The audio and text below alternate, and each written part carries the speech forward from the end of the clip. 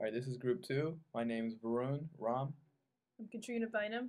I'm Jamie Lira. I'm Juliet Morris. I'm Bolahan Onifade. And we chose to do our video on our rhetorical analysis on Barack Obama's Ramnesia speech, which took place in Virginia for his campaign rally for the 2012 presidential election. It was directed towards female voters specifically, but generally it was for any voters or anyone that was of age to vote. The purpose of this video or of the speech was to let his voters know that Mitt Romney is inconsistent in his stances on political issues and is therefore not a good presidential candidate.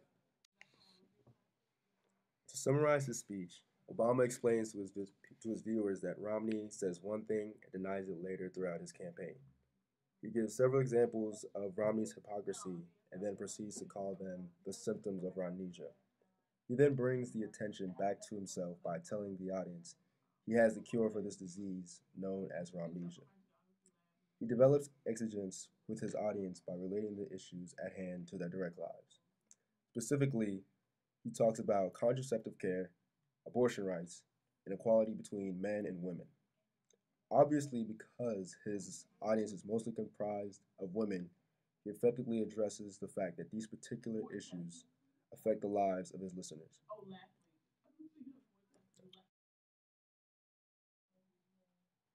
Obama's persona is comedic and confident.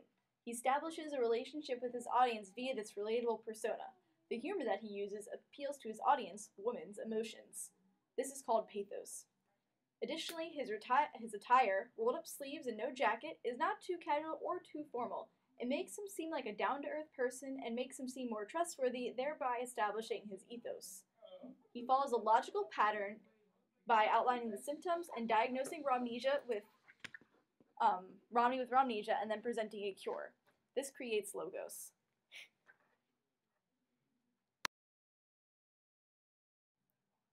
Although Obama comes off confident, there are some logical fallacies in his speech. Ramnesia is not an actual disease, yet Obama creates symptoms and even a cure. The cure he presents is, in essence, being re-elected for presidency. He also uses rhetoric. Obama uses parallelism when he outlines the symptoms of Ramnesia. He says, if you have this, this, and this, then you have Ramnesia. He also says, if you say this, this, and this, then you have Ramnesia. He also uses repetition when he says Ramnesia throughout the entire speech to make people remember the term. Although throughout this entire speech, Obama uses Ramnesia as a metaphor for Romney's hypocrisy. We've got to name this condition that he's going through. I think it's called Ramnesia. And if you come down with a case of Ramnesia and you can't seem to remember the policies that are still on your website or the promises you've made over the 6 years you've been running for president, here's the good news. Obamacare covers pre-existing conditions.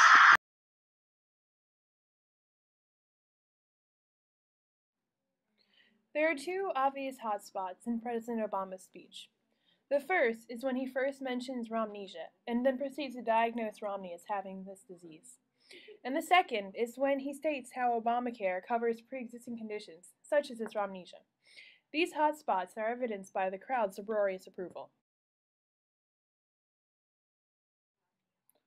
Of all the rhetorical strategies mentioned throughout the video, the most emphasized rhetorical strategy that Obama uses is pathos. This is because the whole premise of the speech was to connect to their audience through humor. He effectively accomplishes this in this video and is successful in his speech.